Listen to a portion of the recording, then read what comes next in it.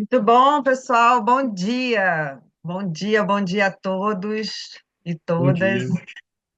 dia. Hoje, mais um dia de encontro aqui da terceira semana de design organizacional. A gente tem a alegria aqui de ter vários convidados incríveis e continuando nessa proposta de que a gente possa realmente não só conversar, mas que a gente possa também intencionar e já plasmar futuros desejáveis. E hoje a gente vai conversar sobre o olhar da sustentabilidade. Então, eu vou compartilhar aqui um material com vocês, tá? Falar um pouquinho aqui do evento, como é que ele vai ser aqui ao longo da nossa manhã.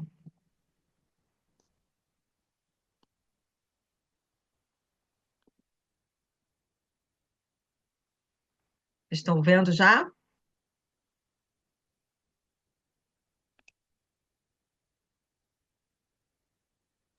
Maravilha. Então, esse é o nosso recado, né, que a gente está querendo trazer, futuros desejáveis, como criamos o nosso, porque a partir realmente é, da nossa direção, daquilo que a gente está fazendo agora, a gente vai criar o nosso futuro.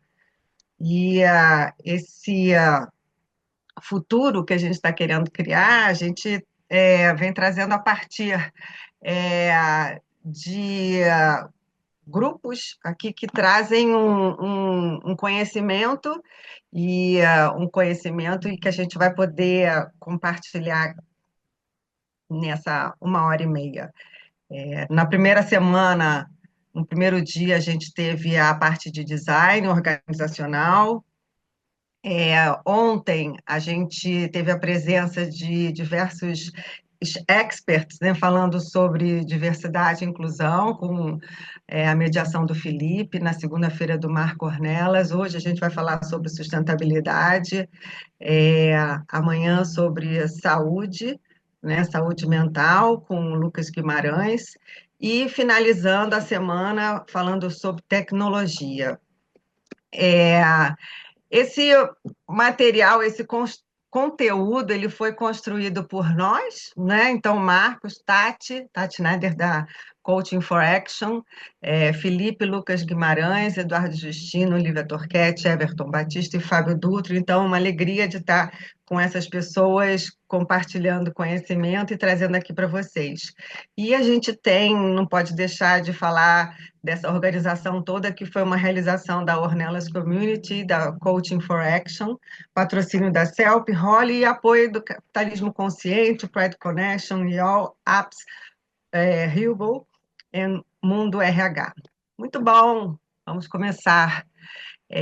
A minha proposta, quando a gente desenhou esse encontro, né, assim, falar sobre sustentabilidade, mas o que exatamente, né? A sustentabilidade, a gente tem várias vertentes, mas exatamente sobre o que a gente iria pautar aqui hoje.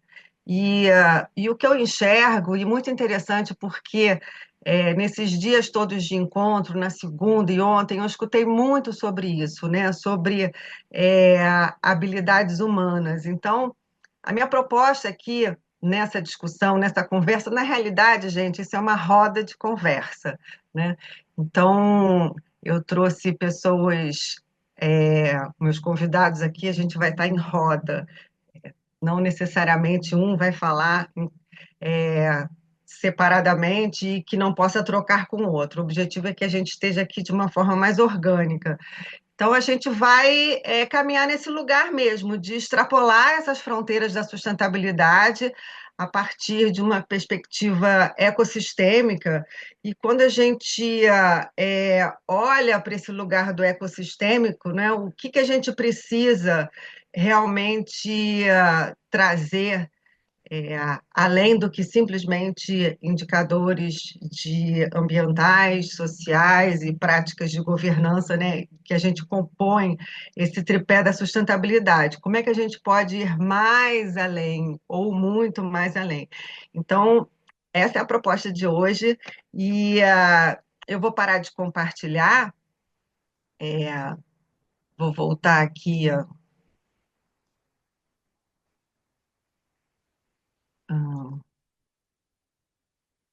para que eu vou chamar os convidados, né? Hoje a gente tem pessoas maravilhosas aqui compondo é, essa roda, né?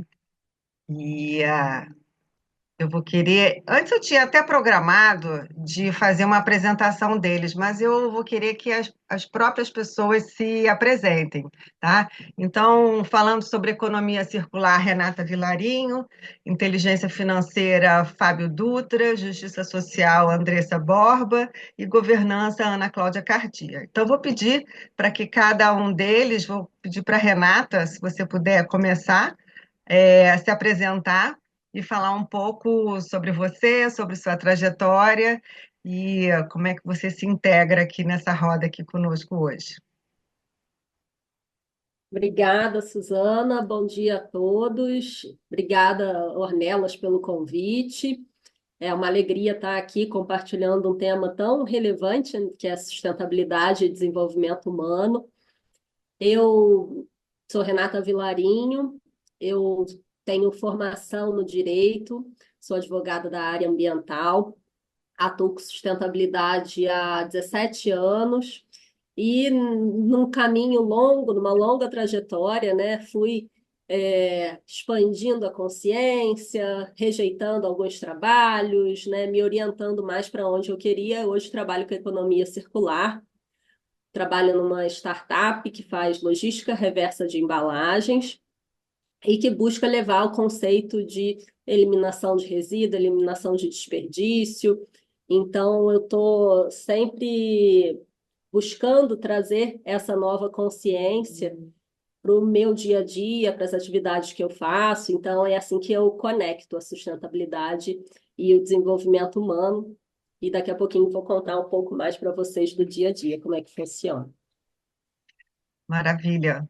Obrigada, Rê. Ana Cláudia, pode se apresentar?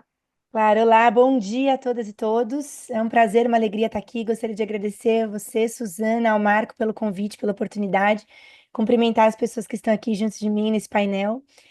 Bom, eu sou CEO da Coerência Sustainable Solutions, uma consultoria estratégica em ESG, empresas e direitos humanos e sustentabilidade. Fundei a Coerência por um motivo, já trabalho com consultoria há muitos anos, né, nessa temática, e eu percebia que, dentre as consultorias nacionais, globais, havia um problema muito grande de coerência entre aquilo que se fazia internamente na empresa e aquilo que se vendia para outras empresas. Então, a ideia era justamente ter uma consultoria em que nós fôssemos coerentes do começo ao fim, né? Então, se eu estou vendendo trabalho decente, eu tenho que ter trabalho decente dentro da minha casa, né? E entender que a sustentabilidade, ela também não é só aquilo que se vende para fora, mas também aquilo que se faz dentro. Então, a coerência ela surgiu com esse propósito.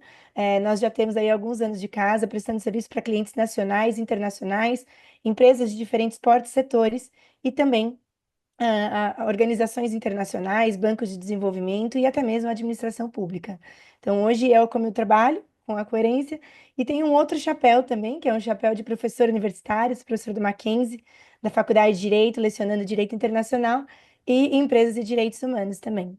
É isso, é um prazer estar aqui hoje para poder falar um pouco mais com vocês sobre esse olhar de uma gestão mais estratégica, sustentável, e pensando aí nesses resultados orientados à sustentabilidade. Maravilha. Andressa, pode ir na sequência?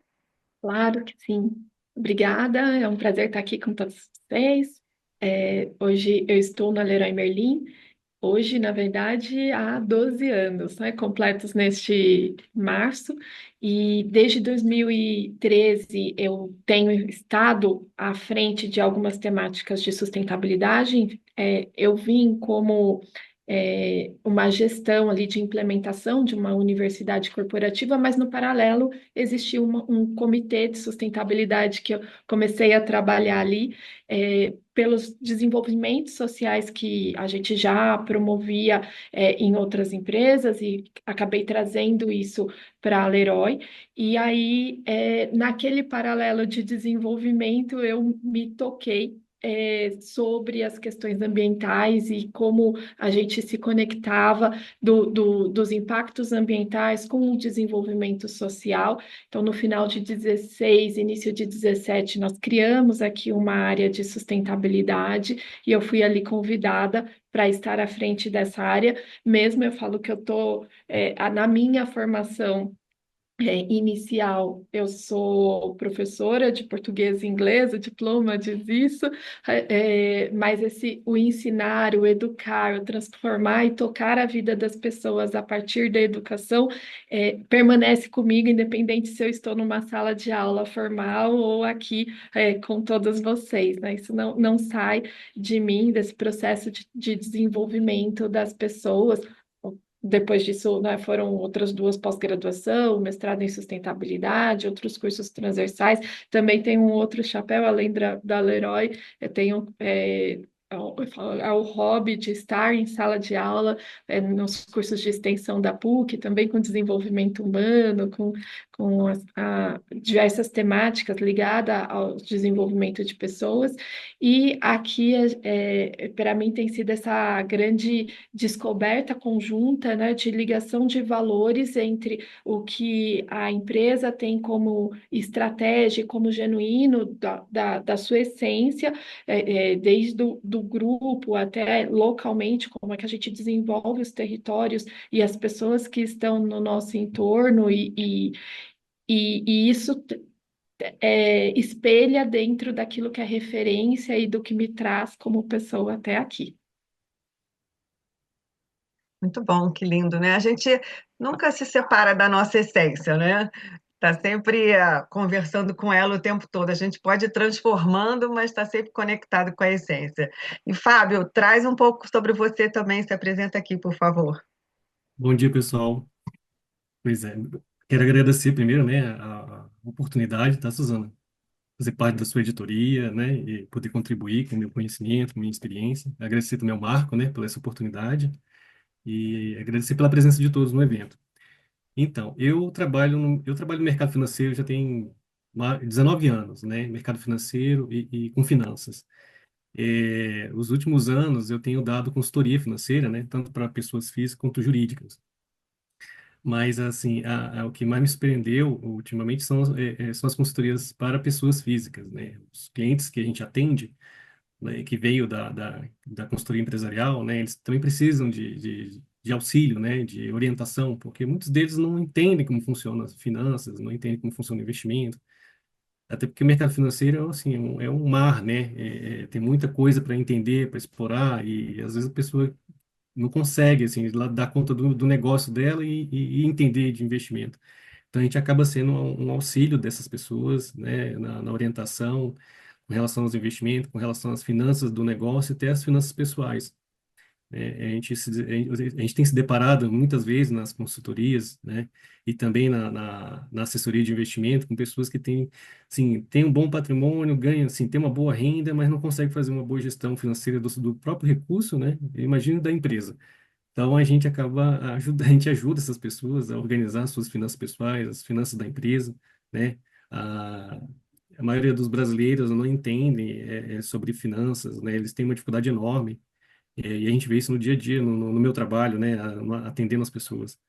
E quando se fala de investimento aí, pronto, aí a maioria das pessoas não entende mesmo, ou não faz questão de entender, e a gente entra como um facilitador, né, para essas pessoas entenderem e aprenderem, né? Um dos nossos objetivos, né, no meu, no caso, é de divulgar, educar, formar pessoas. Quando o Marcos falou da comunidade, da ideia da comunidade, eu achei uma fantástica ideia e ele fez o convite para poder, né, fazer parte da editoria. Eu falei assim, é uma forma, né, de eu divulgar meu trabalho, divulgar, ajudar outras pessoas a entender como é que funciona o mundo das finanças, o mundo dos investimentos. E é isso. Eu estou aqui para agregar mais valor à comunidade. Muito bom. Muito obrigada por todos vocês estarem aqui. Bom, eu falar um pouquinho de mim também. Eu sou Suzana Tavares, eu sou consultora na área de sustentabilidade E eu tenho a alegria de estar à frente da editoria de sustentabilidade aqui dessa comunidade que se faz presente, né, o Ornelas Community, que está presente aqui e que está apresentando essa semana de grandes discussões.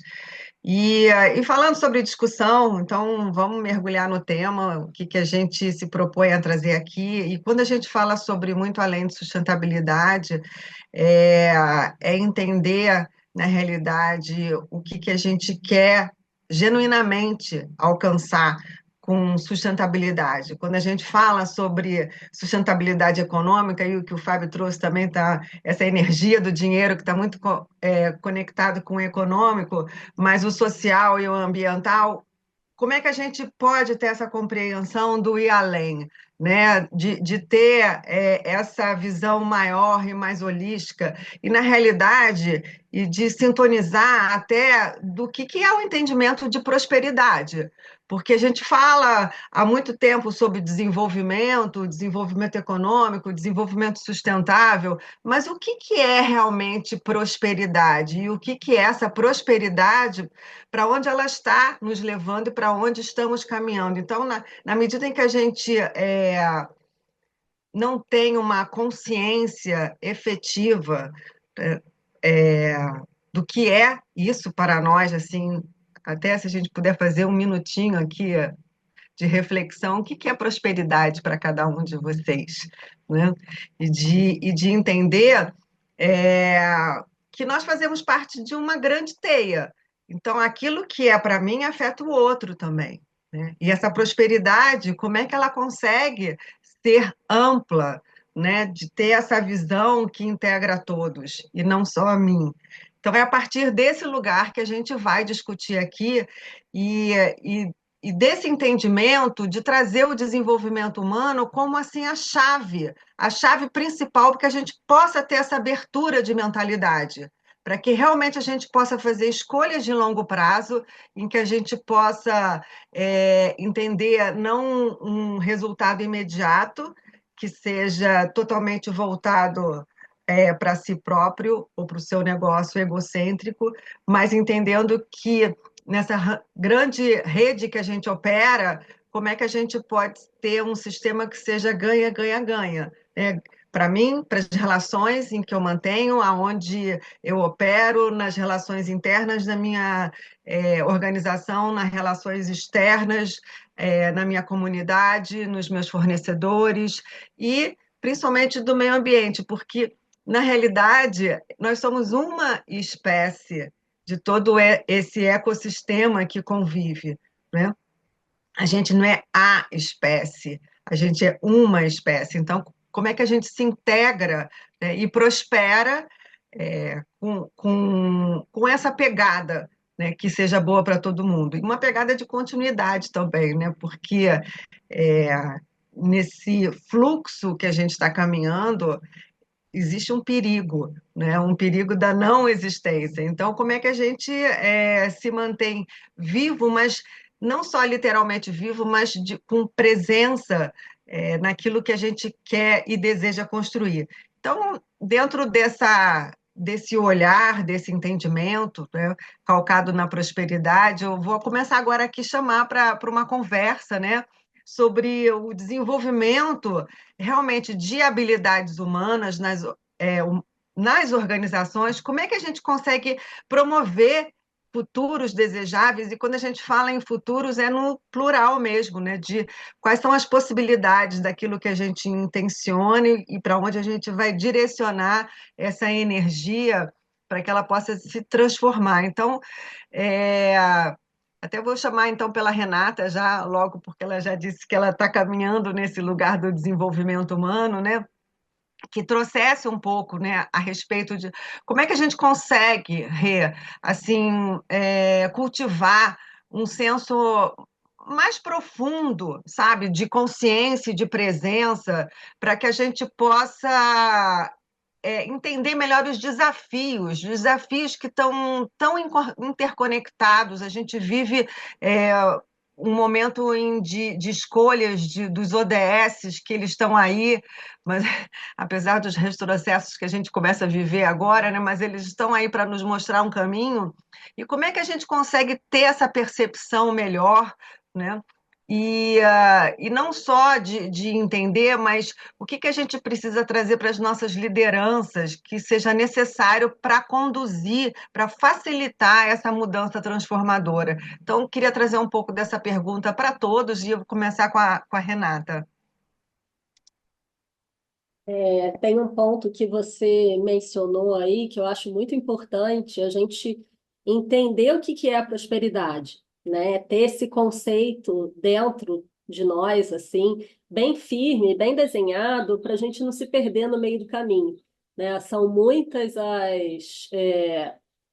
as tendências, né? Hoje a gente recebe muita informação, muita influência externa de que, para ser próspero você tem que estar bombando nas redes sociais, você tem que estar ganhando muito dinheiro, né? Com muitos bens, mas a custo de quê? Então, eu acho que o primeiro passo para a gente definir o que é prosperidade é fazer a autoobservação.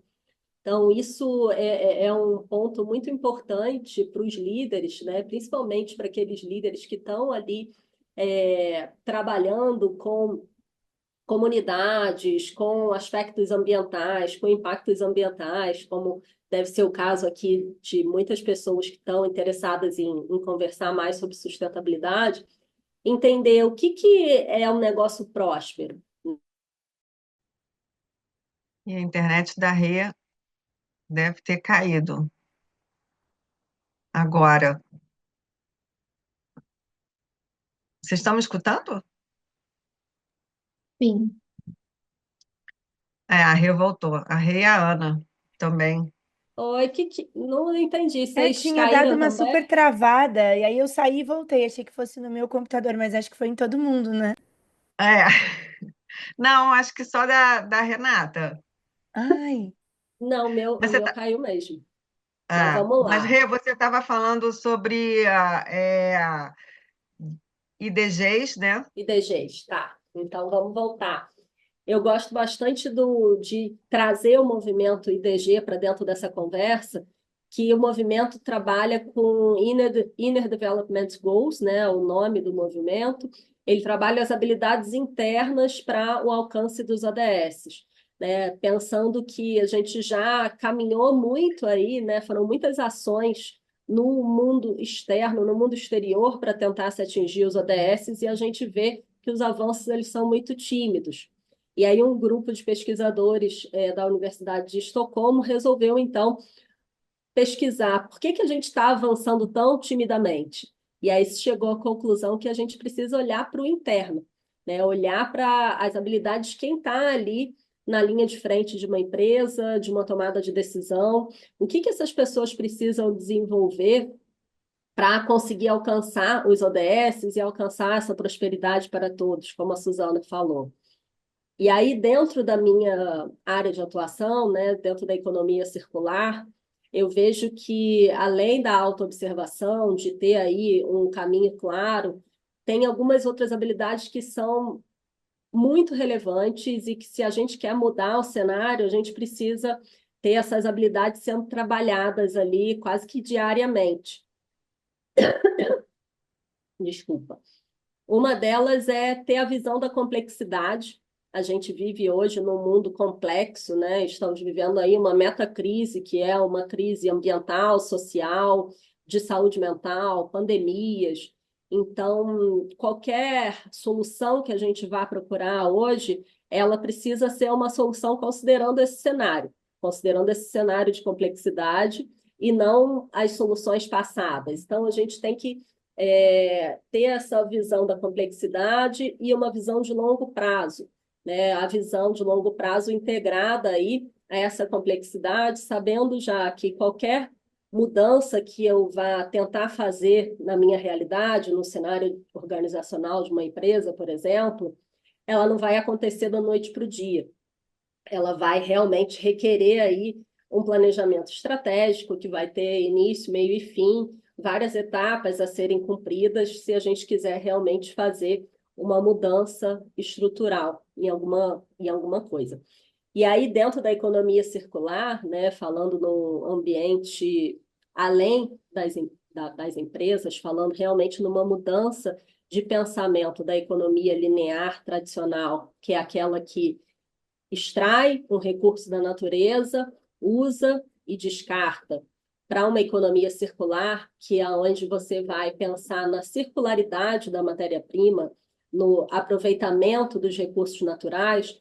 A gente precisa ter essa visão de longo prazo e essa visão da complexidade muito presente nos projetos, no pensamento, no dia a dia, para não haver aí uma decepção ou uma frustração de que vou fazer um projeto pontual e isso vai mudar algum cenário.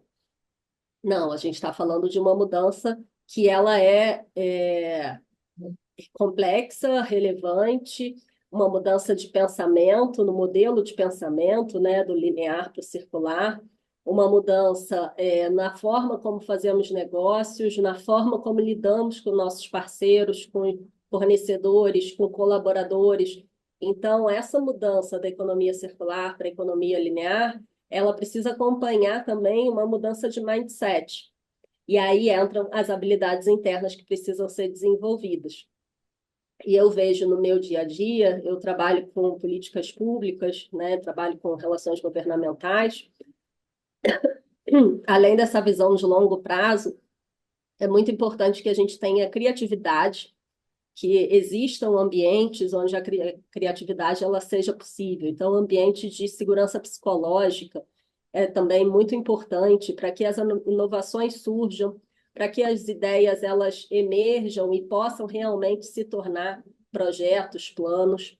Essa criatividade ela é extremamente necessária se a gente quer sair de um lugar onde a gente não está satisfeito para um novo lugar, né? E aí se conecta muito com o tema aqui dos futuros desejáveis. A gente precisa ser criativo e, junto com essa criatividade, ter esperança de que a realidade ela pode ser transformada, o que é o contrário da apatia, né? Que é aquele estágio que a pessoa fica presa ali nos seus desafios e não consegue mover, não consegue transformar diante dessa complexidade que a gente vive, que são muitos desafios. A tendência, né, muitas das vezes, é a pessoa se paralisar. Então, a gente precisa desenvolver esses aspectos de criatividade, de liderança e também de coragem, né? Coragem é uma outra habilidade que é trazida aí pelo IDG e que, para mim, talvez seja uma das principais. Eu gosto de todas, né? Vocês vão ver que eu vou falar que todas são muito importantes. Mas a coragem, ela é essencial quando você quer transformar uma realidade.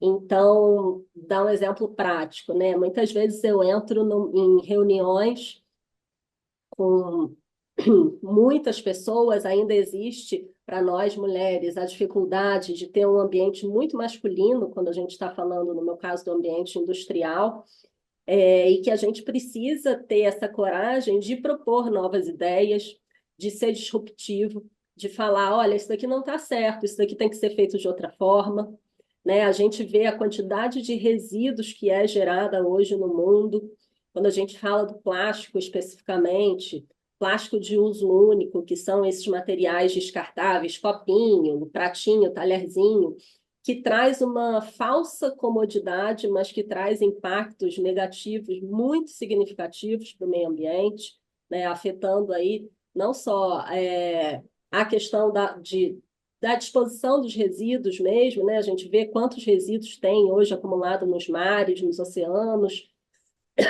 nas cidades, mas também provocando aí um aumento das mudanças climáticas.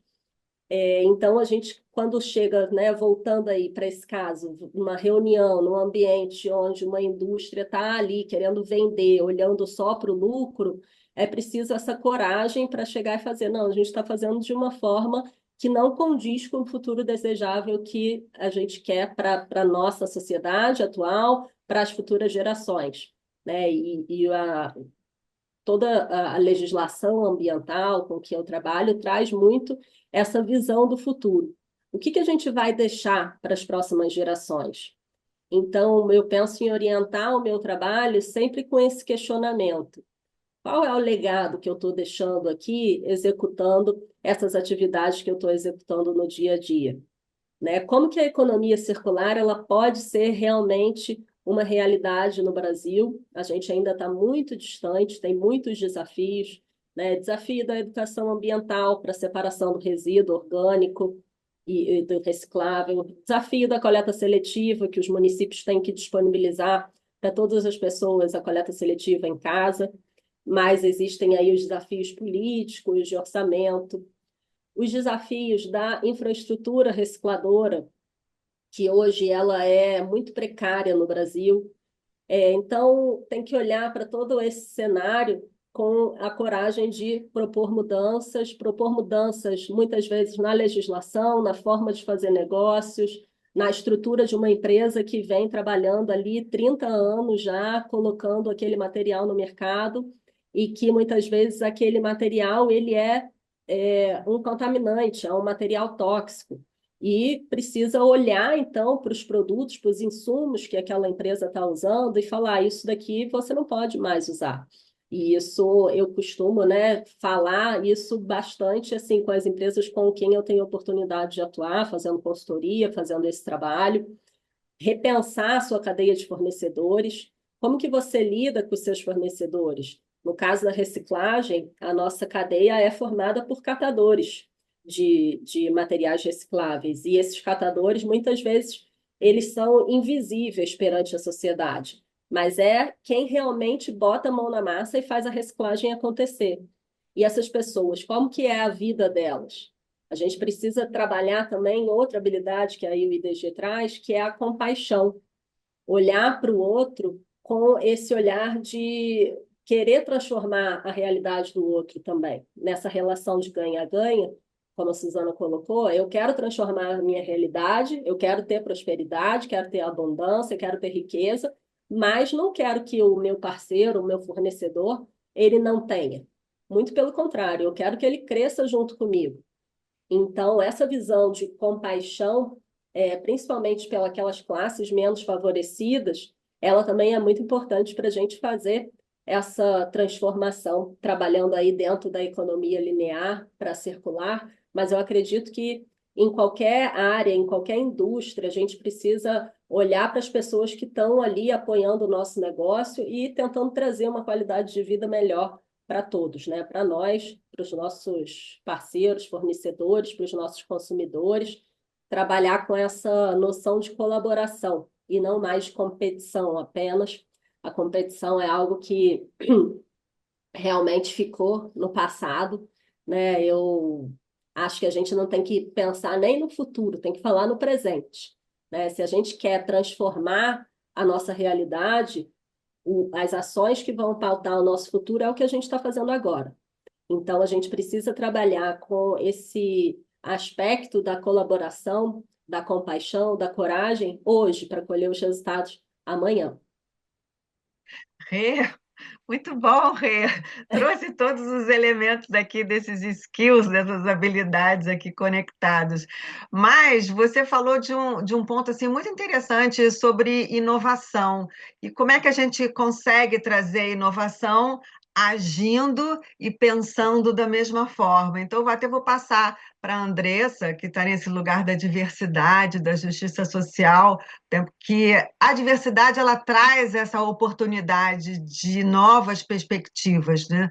Então, dentro da Leroy e nesse propósito da Leroy também, como é que você concilia esses dois pontos de atuação com a sustentabilidade, dessas habilidades tão necessárias para que a gente consiga trazer transformação e dessa possibilidade de fazer através de vários olhares, criando novos caminhos? É, Suzana, eu acho que aqui na Leroy a gente pode trazer já para essa discussão a gente chama de política da partilha, né? Que traz o partilhar dentro de 4 dimensões. Como é que eu partilho o meu saber? Como é que eu partilho o meu conhecimento? o saber a partir de um conteúdo, a partir de um nível cultural, a partir de algo mais técnico, ou soft, e depois ele vai sobre o querer. Então, antes de eu partilhar o saber, eu preciso querer, não só fazer essa partilha, mas também aceitar o que está aqui, né, e querer receber este nível de conhecimento. A gente tem uma partilha que a gente fala sobre o ter, então eu consigo compartilhar aquilo que eu tenho e desenvolver o ter, seja na essência do físico, do valor monetário, do distribuir lucros, né, e dar essa oportunidade de todos terem acesso, mas o ter em todas as suas dimensões, né? E a gente vai passando por essa partilha ao longo da nossa jornada. E esse partilhar, ele tá tanto para as pessoas que estão aqui dentro, quanto com aqueles que estão no território, né? Somos formados de pessoas e fazemos negócio por meio das pessoas. E aí, quando eu olho para o partilhar, ele também se conecta com o nosso propósito, com a nossa missão, com os nossos valores, né? De dar essa possibilidade de melhorar o lar de todos, de ajudar as pessoas a construírem lares mais acolhedores, mais saudáveis e sustentáveis. A gente fala dentro da política aqui que nós temos dois grandes eixos nessas dimensões da sustentabilidade, né? A gente desenha uma casa para representar a sustentabilidade, até fazendo a conexão com tudo isso, né? E aí a gente trabalha essa pedagogia do lar sustentável pelo desenvolvimento, pelo conhecimento das pessoas e tirando essas pessoas dos locais onde estão em vulnerabilidade, dessa oportunidade de ter uma casa não só positiva, mas no Brasil eu falo que a gente precisa ter uma casa saudável, além de positiva, né? A gente tem muita distância e muito gap quando a gente fala no processo de habitação. Aqui, eu tenho casas que ainda carecem muito, né, de ventilação, de cuidados ali, e dar a oportunidade de acessos para as pessoas, seja para que ela tenha acesso a melhores produtos, a melhores formas ou conhecimento de como trabalhar dentro daquele espaço que ela tem, para que ela tenha uma melhor ventilação, para que ela tenha uma vida menos impactada pelas questões da saúde por conta de uma má habitação, uma habitação que não traz isso para ela. E dentro disso, a gente também vem observando sobre como a gente impacta a vida desses profissionais e transforma a partir da educação. Então, não só fornecendo os cursos de desenvolvimento profissionais, que às vezes são de pequenos reparos que eu faço numa loja, a partir ali da parceria com os nossos fornecedores, e conheço uma gama de itens, né, de processos, de procedimentos. Então, às vezes eu aprendo a fazer algo elétrico, uma pintura, mas aquilo me propicia poder melhorar a forma como eu habito, como também proporcionar cursos profissionalizantes e dar acesso a trabalhos para as pessoas que hoje a gente está numa cadeia da habitação, da construção, que ainda o conhecimento é passado ali de gerações entre a comunidade que eu habito, né, entre os amigos, e como é que a gente profissionaliza e dá maior robustez nesse nível de conhecimento desses profissionais e que eles podem alargar a bagagem deles no nível de trabalho. Então, hoje a gente tem essa rede de profissionais e que vai, ao longo do processo, ganhando uma maior maturidade e dando acesso a trabalhos mais robustos também para eles.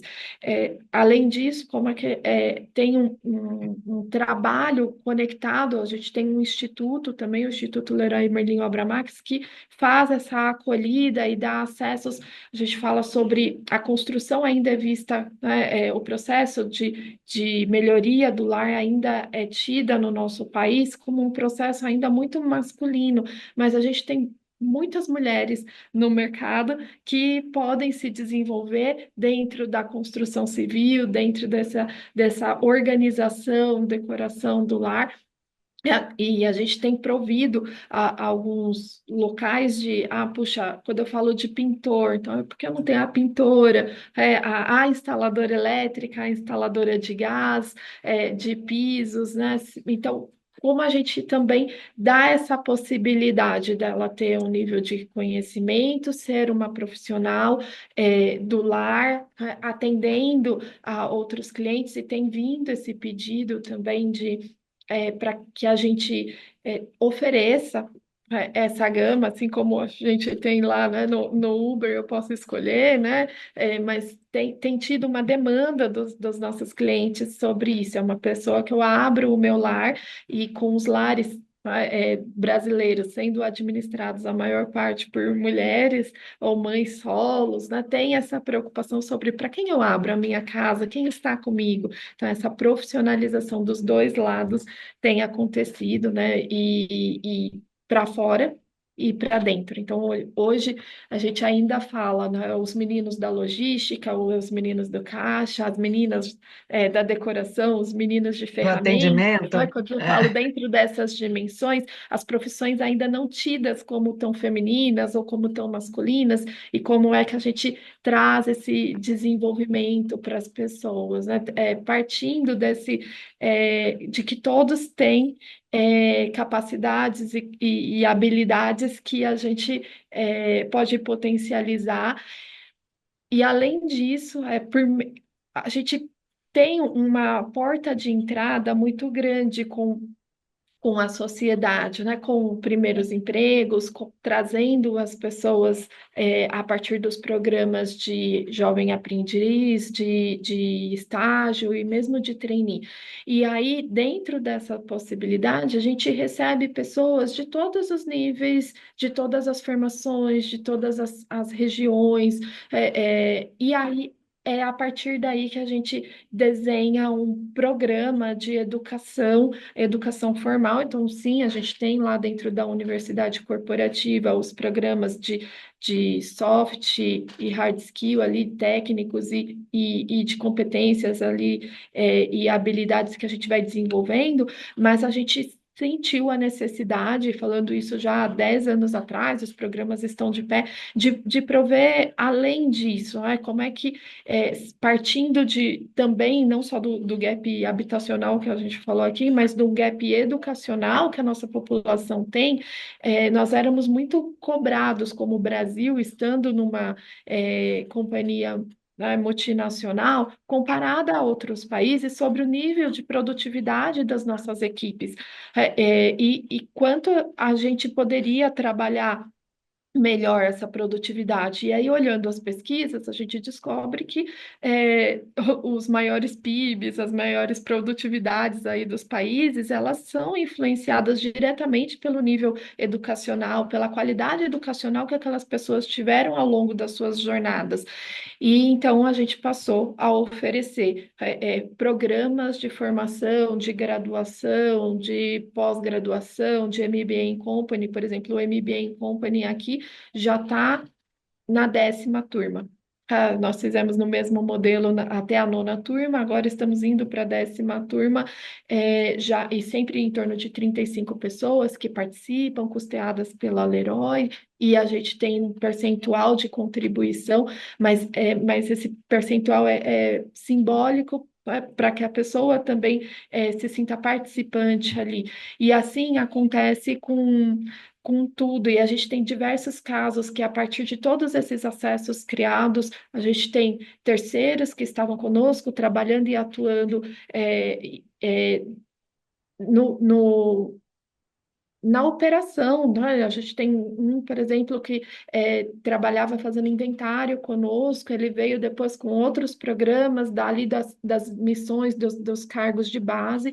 Hoje ele está sentado numa diretoria executiva, aqui da empresa, ou um jovem aprendiz que hoje é um diretor de loja e que fez todos esses programas e passou por todos os processos de formação e desenvolvimento, tanto profissional quanto esses da formação educacional formal, né? E acho que são esses acessos que nos permitem transformar famílias, transformar as sociedades que estão nos nossos entornos, de criar uma nova geração de sociedade, de profissionais que vão da mesma forma que receberam, a gente vê hoje, transformando e impactando a vida de outras pessoas, de outros jovens profissionais entrantes aqui e em outros locais. Para mim, isso tem sido transformador e essa questão da diversidade sobre outras perspectivas, como é que a gente, sim, a gente tem muita conexão, né, interdependência entre todas as singularidades e características da nossa sociedade e fazer com que a gente vá equilibrando e trazendo essa equidade em diversas características, em diversas nuances, é que de fato nos traz, a gente vê que as interseccionalidades elas vão ficando cada vez mais equitativas entre elas ao longo da jornada. Não, perfeito. E o que eu vejo, assim, o que você trouxe, Andressa, é que toda essa transformação e esse impacto, não só você, como a Renata também falou, assim, você traz da questão social, mas Renata traz da questão ambiental e social também, por conta dos catadores, mas isso é uma decisão estratégica. E aí, para falar de estratégia, eu queria que a Ana Cláudia trouxesse a perspectiva, porque essa é uma decisão da liderança que impacta diretamente em resultados, mas esses resultados eles são relativos, na medida em que a gente fala no curto prazo e no longo prazo, né? Então, dessa visão estreita ou ampla, né? Queria que você trouxesse na sua palavra assim, essa visão estratégica de governança, como é que você vê, né, assim, muito além da sustentabilidade? Perfeito, Suzana, muito obrigada. E é uma responsabilidade falar depois da Renata e da Andressa, né? Mas o que eu posso trazer aqui, sob o ponto de vista da governança?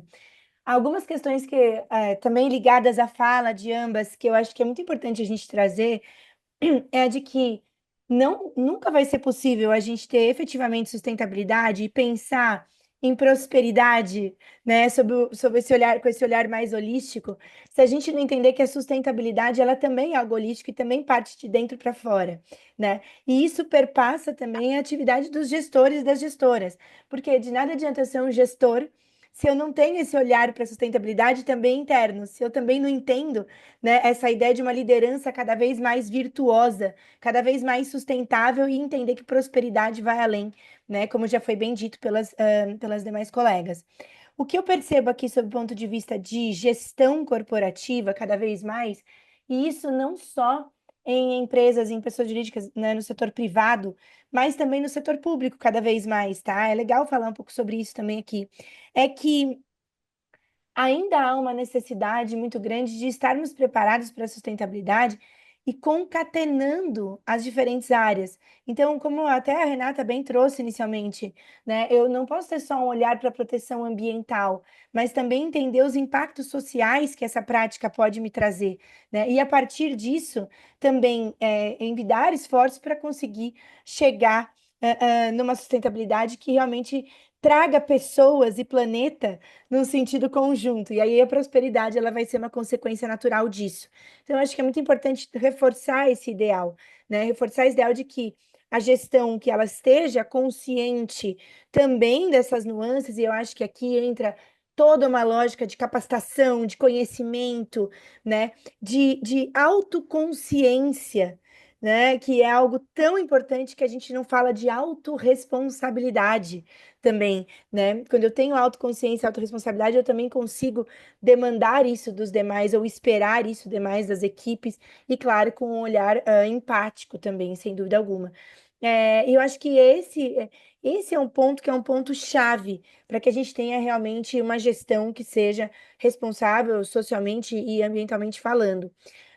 Aqui também dentro desse olhar que você me trouxe, Suzana, com essa pergunta, eu acho que é muito importante a gente notar também das falas anteriores e também das demais falas ao longo, né, aqui da semana de design organizacional, é a de que a agenda, de sustentabilidade, ela é uma jornada, né, é um processo e que ele não se inicia e não se completa, de uma única maneira, ou seja, em um único momento, né? Quando a gente fala numa agenda de sustentabilidade efetiva e pensando em eficácia e efetividade, naturalmente a gente está pensando em processos. E esse processo, ele é também um construído, né? Um construído que vai fazer com que, a depender ali da maturidade da empresa para a agenda, da organização, né? Da maturidade da organização para a agenda, a gente consiga traçar planos e metas de curto, médio e longo prazo.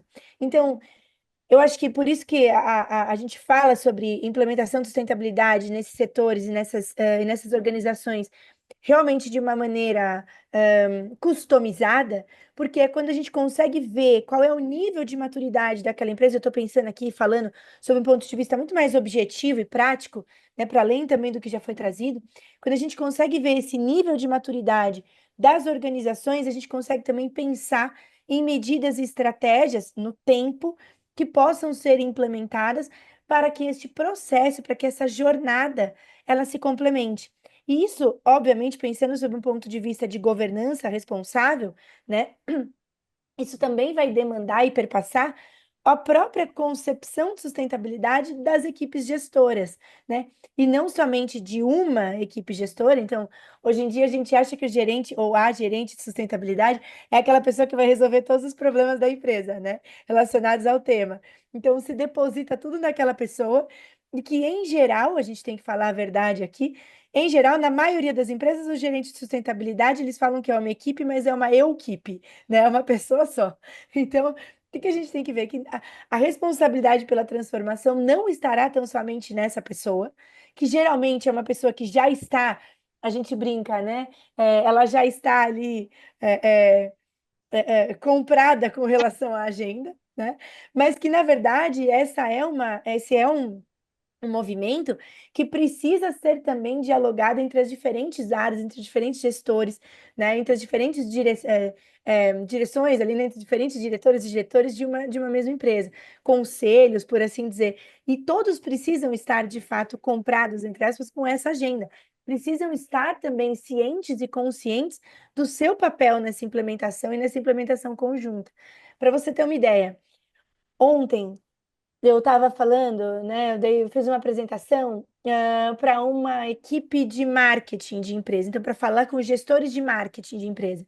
E a gente tem essa ideia, né, de que a comunicação para sustentabilidade, quem está aqui sabe que a gente está falando dos mais variados washings, o greenwashing, social washing, SDG washing, né, pelos ODS. Então, a gente tem ali uma série hoje de comunicações que nem sempre estão relacionadas efetivamente ao que a empresa está fazendo. E aí, uma pergunta que veio para mim nesse evento foi: olha, como que a gente consegue, né, fazer com que a comunicação e a prática elas se encaixem, elas se encontrem, né? Como é que eu vou conseguir comunicar efetivamente o que a empresa está fazendo? Eu falei, você só vai conseguir comunicar quando a gerência ali do departamento de marketing estiver em contato com o departamento de sustentabilidade, gestão de fornecedores, RH, né, departamento de proteção ali ambiental da empresa, com vários outros departamentos, sem dúvida alguma com diálogo com conselhos, quem decide, quem é tomada de decisão. Não vou passar aqui por cima da fala do Fábio, que provavelmente vai ser de onde sai isso daqui, né?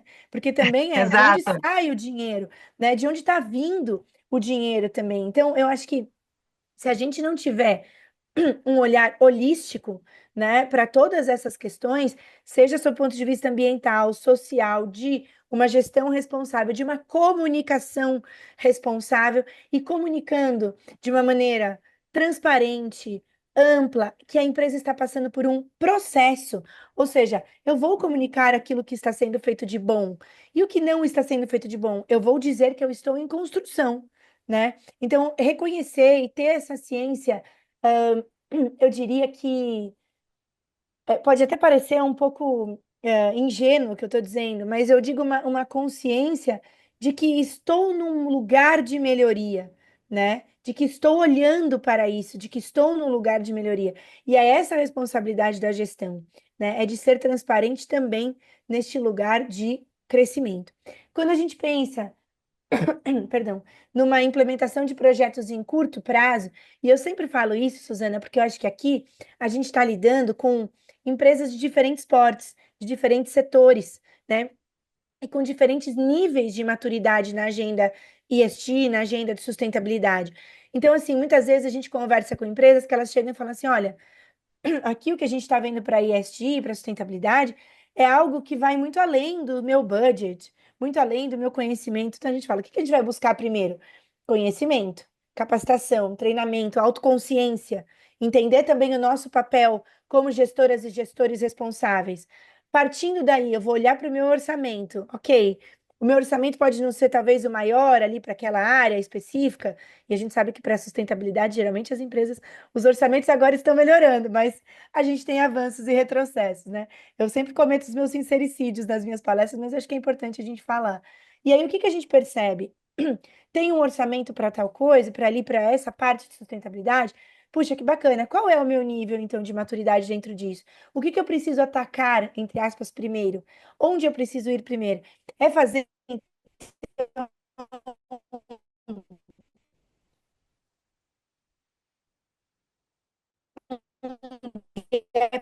assessment, entender quais são as tal. Ótimo, então vamos fazer isso, vamos fazer esse mapeamento. Ah, não, a minha empresa já tem um certo nível de consciência. A gente quer efetivamente construir uma matriz de materialidade, né? Olhar para essa matriz num sentido mais de metas de curto prazo, longo prazo, alinhando os objetivos de desenvolvimento sustentável. Então, vamos atacar esse momento. Não, o nosso problema aqui talvez seja a gestão de fornecedores, né? Como a Renata trouxe ali no início da fala.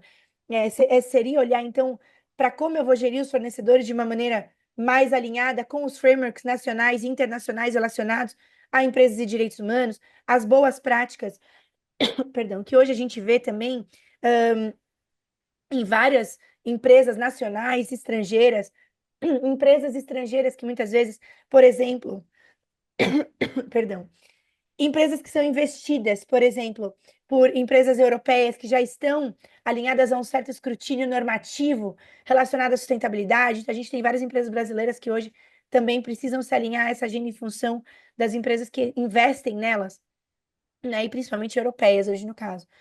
Ótimo, precisamos então olhar para isso. Vamos construir então um olhar aqui mais sustentável, mais humano também para essa gestão de fornecedores, né? E sempre pensando em ir além da norma, né? A gente sempre fala que essa agenda de sustentabilidade, ela vai além da lei, porque cumprir a lei é a obrigação de todo mundo, né? Eu, como advogada, digo isso, cumprir a lei é a obrigação de todo mundo, a gente está fazendo o mínimo aqui cumprindo a lei. Agora, criando realmente mecanismos para uma sustentabilidade que seja holística, efetiva, né? Esse é um papel, obviamente, da gestão, isso vai partir de cima para baixo, não tem jeito.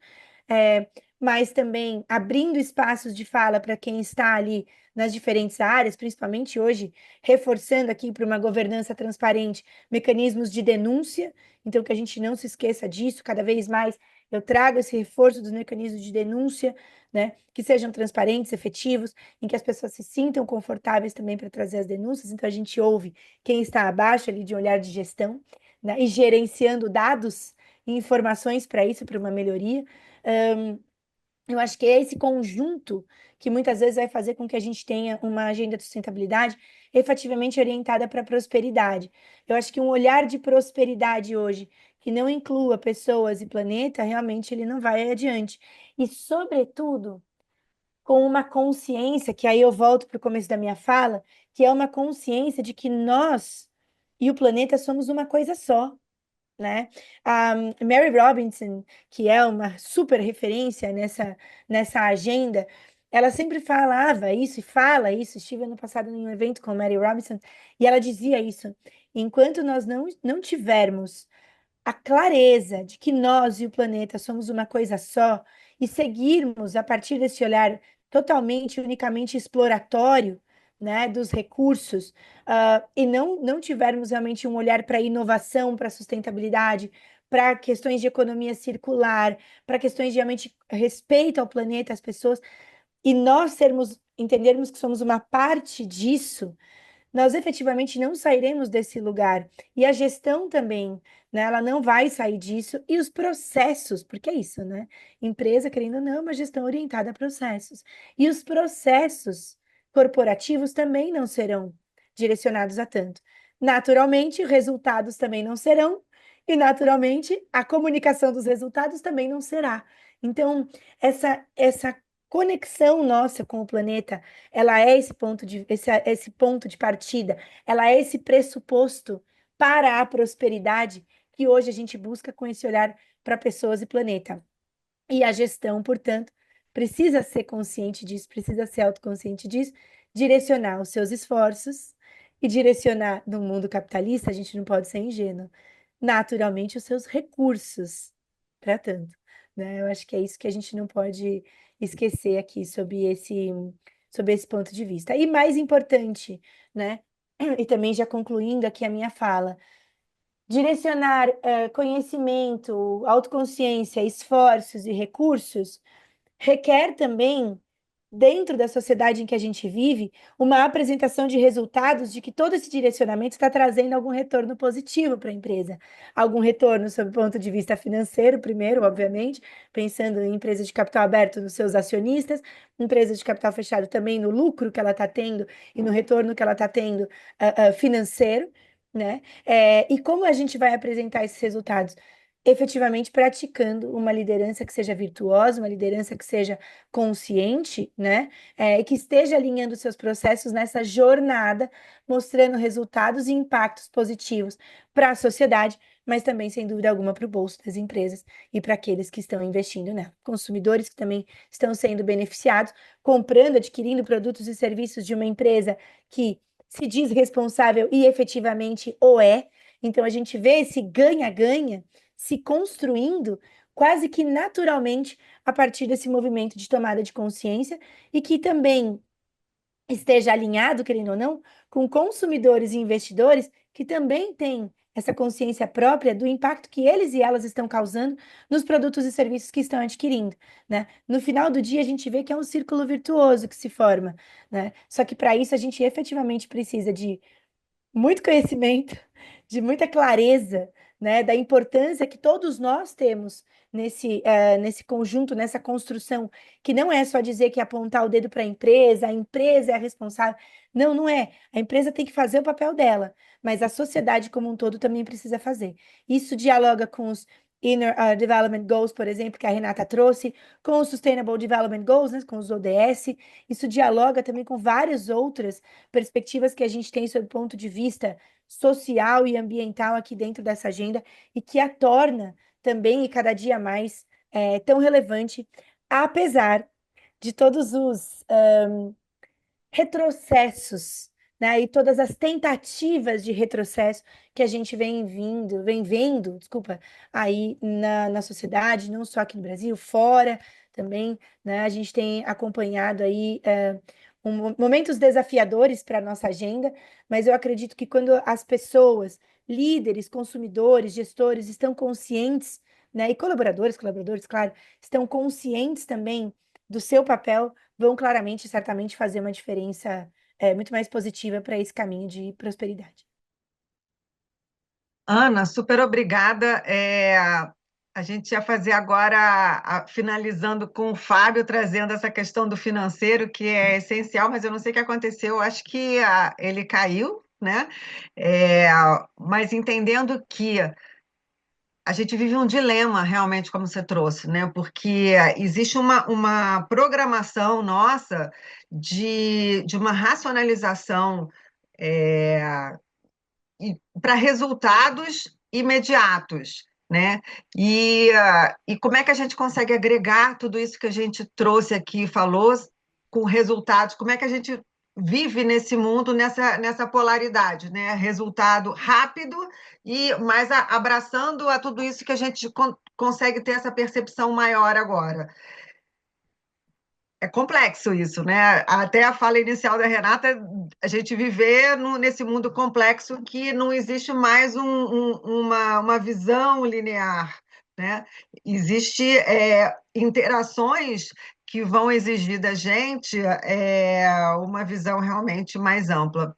E eu queria que o Fábio trouxesse a perspectiva, mas talvez agora você possa até complementar dessas decisões financeiras, porque a gente já tem vários relatórios que a gente precisa cumprir, cada vez mais a gente consegue ver na Europa exigências, né, de que as organizações precisam reportar, né, minimamente condições de transparência e de atuação, mas, né, com bons resultados. O que são esses bons resultados, né? Como é que você enxerga um pouco disso?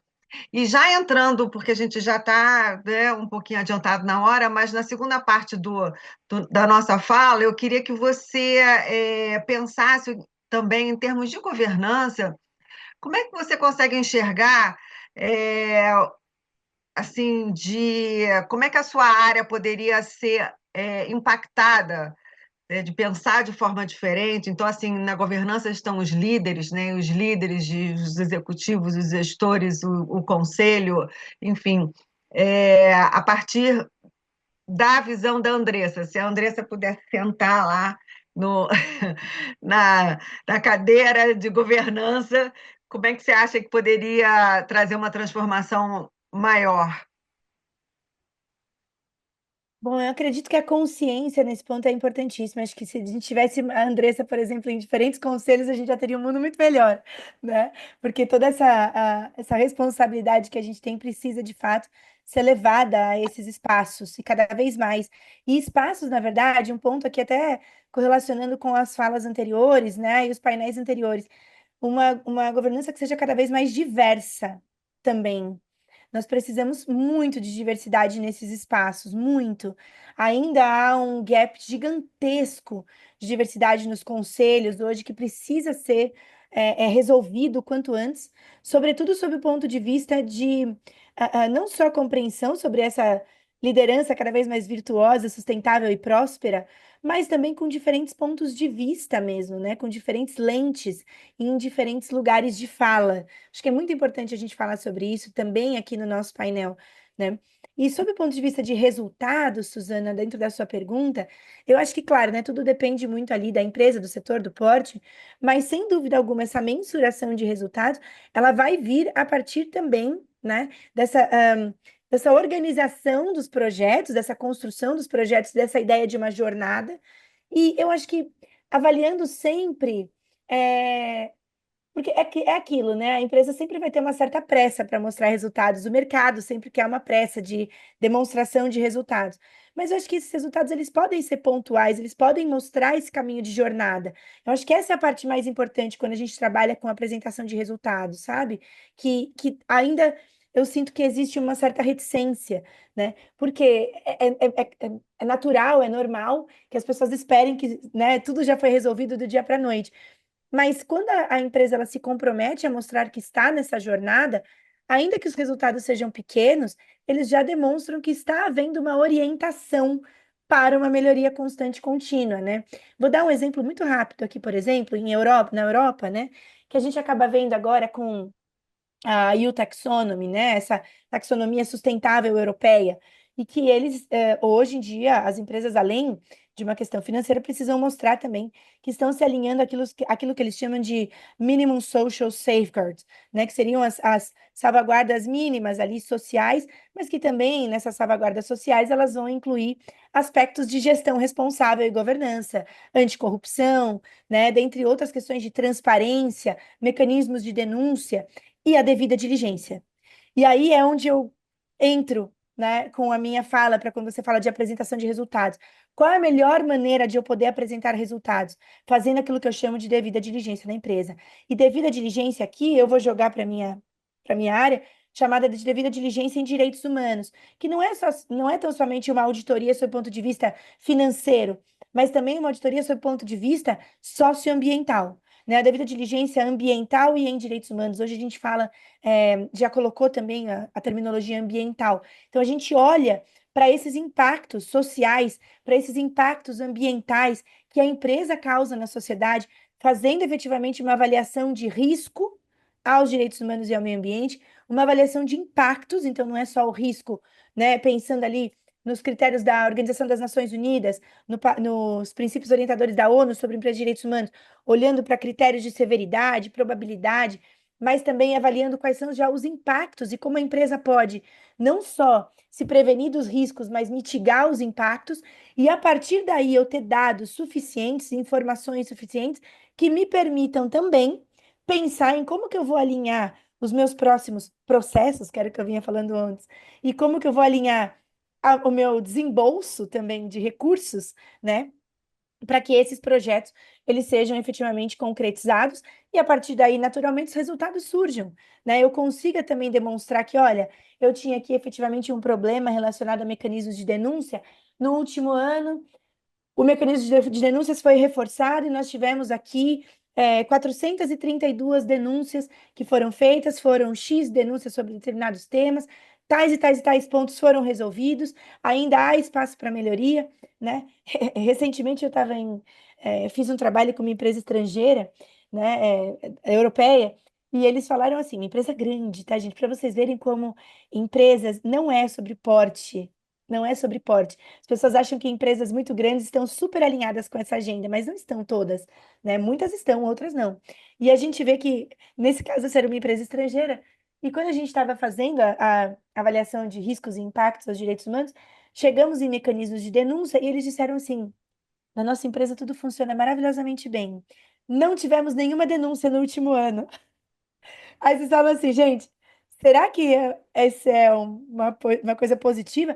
Ou é um problema gravíssimo de que o mecanismo de denúncia deles não é efetivo e eficaz? Então, esse é um gap gigantesco, né? E a gente conseguindo avaliar isso, mensurar isso e criar mecanismos e passos, né, que façam com que este problema seja endereçado, os resultados vão vir e eu vou conseguir apresentar isso. Então, eu estou dando um exemplo aqui mais prático, né, dentro da sua pergunta, Suzana, justamente para que a gente consiga entender que, de fato, é uma jornada, a gente vai precisar conseguir entender o que é mais urgente para determinada empresa dentro daquela jornada e, né, desembolsar aí recursos, tempo e ter pessoas com conhecimento também nos conselhos para poder convencer essa liberação de recursos, né? E de criação de processos específicos para que a gente possa chegar numa sustentabilidade mais robusta, efetiva e eficaz aí para as diferentes empresas, diferentes organizações. Obrigada, Ana. Fábio, eu pedi para a Ana suprir o seu espaço, porque você foi para outro local, mas a gente estava falando justamente desse lugar da decisão financeira, né? Porque a Ana trouxe, ponderou todos os aspectos da governança, de decisão, e de o quanto também a diversidade ela ajuda, né, de ter uma visão mais ampla, mas não só de como é que a gente consegue ter transparência, mas de ouvir e cuidar de todas as partes interessadas a partir de uma decisão de cima. Mas, Fábio, nesse dilema, eu queria que você trouxesse o aspecto financeiro, aqui já muito breve, porque a gente já está alcançando aqui o horário, e, enfim, como é que você traz a sua perspectiva? Sim, desculpa pela minha desconexão, mas foi a internet falhou aqui. Bem, pon- o financeiro, né, dentro das organizações é um dos principais motores aí dentro da organização, né? Mas é claro, tudo também depende de como os líderes, né, estão conscientes com relação a essa questão da sustentabilidade, né, e como eles enxergam a questão da sustentabilidade, né, numa visão ali sistêmica, uma visão de longo prazo. Porque muitas das organizações, elas investem em projetos, né, socioambientais, pensando assim num retorno.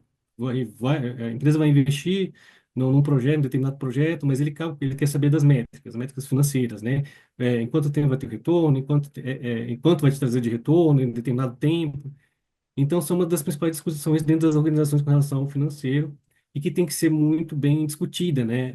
Provavelmente num conselho de administração, ou até com os colaboradores, né? Principalmente, eu acho que porque eles vão estar ali na linha de frente, né? Lidando com os clientes, falando com os clientes, eles são a maior fonte de informação que tem para a organização, né? Claro que hoje em dia a gente trabalha com muita tecnologia, né? Muita inovação tecnológica que nos ajuda a tomar decisão com base em dados, né? Com um volume grande de dados.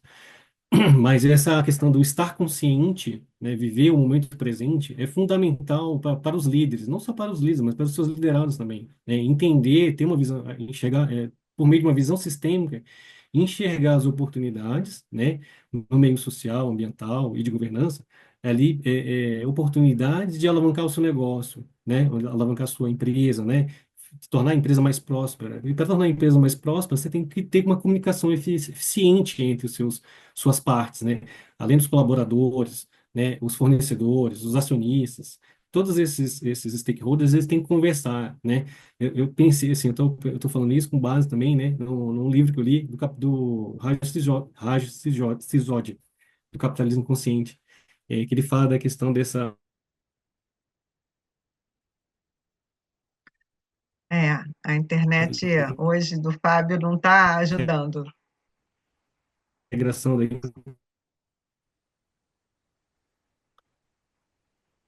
Oi, estamos me escutando? Agora sim, Oi, Fábio. alô? Tá, eu não vou me estender muito por causa do tempo, tá? Mas assim, eu quero só finalizar que a decisão financeira dentro de uma organização vai depender muito também de como as pessoas encaram, né? Elas incorporam esses valores dentro da empresa. Tudo vai depender de como a empresa vai planejar, vai é, é, discutir com seus colaboradores, com seus acionistas, com seus fornecedores. Eu vou finalizar por aqui por causa do tempo, gente. Desculpa. Eu queria que vocês trouxessem uma perspectiva, até dentro dessa provocação, até a Andressa e Renata, como é que vocês conseguem as suas áreas, uma ajudar as outras para alavancar a sustentabilidade, mas também entendendo nesse momento agora que a gente vive de um suposto retrocesso, né? Eu digo suposto porque, para mim, eu acho que a gente está num momento de transformação. Então, eu não sei se é exatamente retrocesso, apesar da gente ter indícios fortes de alguns governantes de saírem de alguns acordos e, enfim, de determinarem que não estão mais interessados nos ODSs, enfim. Tendo essa perspectiva agora de futuro, primeiro, então, Andressa e Renata, como é que vocês conseguem, em cada área sua, ajudar uma outra, alavancar a área da outra? E como é que vocês enxergam esse futuro que se apresenta agora, né, a partir dessas novas perspectivas de ESG, mas realmente aquilo que vocês enxergam como um futuro desejável? É, olhando para transformação ou retrocesso, eu também considero, Suzana, que na verdade acho que é um processo de crescimento e não retrocesso, de transformação e de ampliação de outras formas de fazer, e a gente tem que juntos, né, nessa conexão olhando para a cadeia de valor completa, a gente pode e deve sim agir para impulsionar essa transformação conjunta, né? Quando eu, eu olho que é possível, por exemplo, dentro dos nossos mercados, a Renata trouxe sobre a questão da gestão dos resíduos, dessa circularidade, né? E a gente vem trabalhando isso muito forte com os nossos fornecedores, qual é o tipo de matéria-prima, qual é o nível de matéria-prima não virgem que a gente traz ali no produto, o nível de durabilidade, de uso, de reparabilidade que a gente pode ter no produto. É, quais são os itens que estão ali, os componentes, os compostos que não vão agredir nem o meio ambiente, nem as pessoas que vão manipular com aquilo durante todo o ciclo de vida do produto. E a gente tem um peso muito importante dentro da cadeia de valor, né? Impulsionando essa mudança, essa transformação conjunta. Com base nisso, por exemplo, aqui, 10 anos atrás, 12 anos atrás, a gente falava de um programa que chama Construir e Sustentar. E aí, ali dentro daquele programa, já era um impulsionamento dos fornecedores, desses prestadores de serviço, de como era o processo produtivo e que níveis aqueles produtos poderiam ter de impacto no ambiente ou na sociedade. E dali a gente foi para uma outra dimensão que chamamos de produtos responsáveis. Então a gente começou a trazer um pouco desse entendimento para fora e pedir aos fornecedores que classificassem, nos ajudassem a trazer essa classificação mais fácil para os consumidores, que eram a partir de 12 selos, que a gente chamou de 12 selos de produtos responsáveis, né? Então ele dizia, por exemplo, num dos selos, que era ajuda a economizar a água, ou traz uma economia de energia indireta, quando, por exemplo, permite o uso da luz solar para iluminar o ambiente, né? Ou essa captação das águas da chuva, tal. Então, cada um desses produtos, ele foi sendo classificado. Hoje a gente tem trabalhado com um pouco mais reduzido, até para que esse entendimento seja aprofundado, com 8 selos de produtos positivos, trazendo com positivo, responsável, todo produto tem o seu nível de positividade. E qual é o nível de positividade que a gente pode explorar? Mas agora, isso falando da jornada brasileira, que a gente olha para esse país continental e a gente tem tanto, né, para desenvolver localmente dos nossos produtos, dos fornecedores, das pessoas que estão aqui. E aí, então, a gente, como grupo, traz agora para o Brasil, mas já está lançado fora, que chama Home Index, é um índice de positividade do lar, similar ao que a gente tem hoje para energia, que a gente conhece para energia, do selo Procel, que vai trazer lá de A, B, C, D, E, mas com a intenção de impulsionar essa cadeia de valor para que ela traga, né, dentro, e agora não são mais 6 ou 12, não, são mais de 30 critérios que são avaliados e que precisa de uma prova de conformidade, e aí ligando com o que a Ana estava trazendo sobre a questão dos documentos, da legislação, do compliance que cerca isso, né? Então, como é que tem uma prova? Não adianta eu falar que vem de uma matéria circular, né? De uma matéria-prima não virgem, mas como é que eu provo aquilo, né, que eu estou dizendo, né, por meio de uma certificação, de uma documentação, de uma rastreabilidade, da origem, né, e depois os níveis de testes de durabilidade que a gente vai ter. Tá? A ideia é que esse selo possa trazer esse nível de transparência para o mercado brasileiro, assim como dentro do mercado europeu já tem sido trabalhado. Então, a gente está nesse processo de construção para justamente poder impulsionar essa transformação, independente do que a gente tem aqui de legislação, independente do que a gente tem de pressão governamental ou não.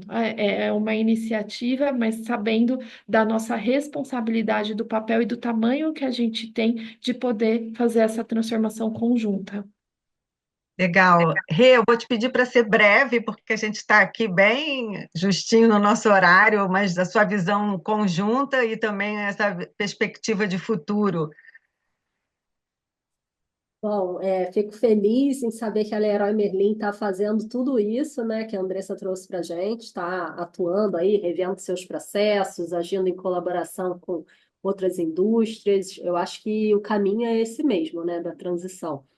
E aí, sobre a visão de futuro, você trouxe, né, a perspectiva do futuro meio sombrio, né, Suzana? Você não falou sombrio, mas eu acho que é isso, né? Com líderes aí radicais, tanta polaridade, tanta coisa estranha que a gente está vendo no mundo.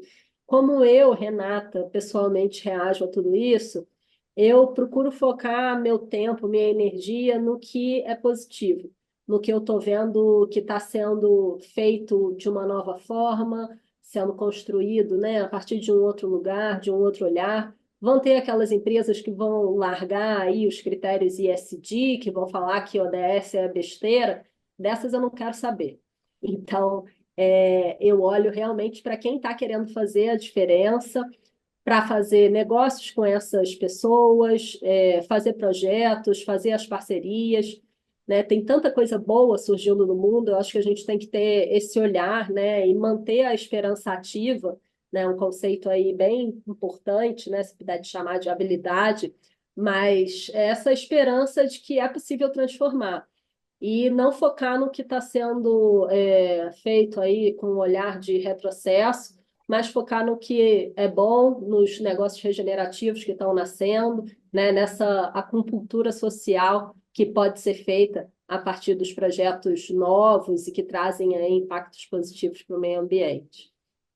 Muito bom, gente. A gente está meio espremidinho aqui no horário. Eu queria agradecer demais a presença de todos vocês aqui, essa discussão super rica. Dizer que todos esses olhares e essas falas, elas, de todos esses encontros que estão acontecendo essa semana, vão ser discutidos novamente no dia 27, entre aqui o grupo da editoria da Ornelas Community. Então, dia 27, a gente vai ter um novo encontro, a gente vai mandar para vocês. E também queria pedir a participação de todos, porque a gente fala sobre sustentabilidade e é sobre impacto. Então, a gente vai lançar uma enquete aqui agora. Eu queria que o pessoal da produção me ajudasse a colocar uma enquete para a gente poder escutar vocês, né, sobre esse encontro de agora, como é que foi para vocês e o que a gente pode trazer de melhor também. Então, se todos puderem participar, aqui são duas perguntas rápidas para a gente já poder finalizar esse encontro e depois dessas perguntas eu vou querer tirar uma foto também com todo mundo. Então, se todos puderem abrir a câmera aqui para a gente poder fazer uma foto coletiva.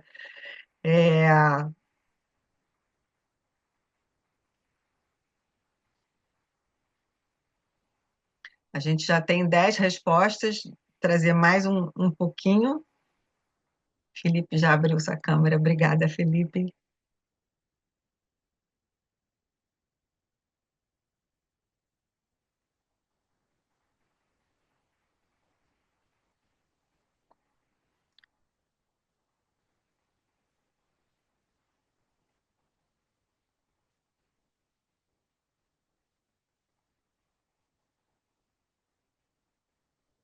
Acho que a gente já pode ir para a foto, né, Kiko?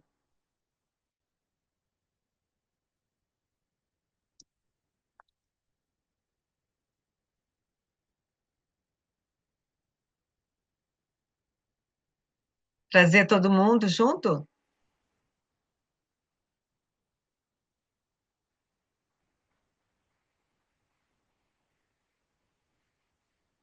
Foi?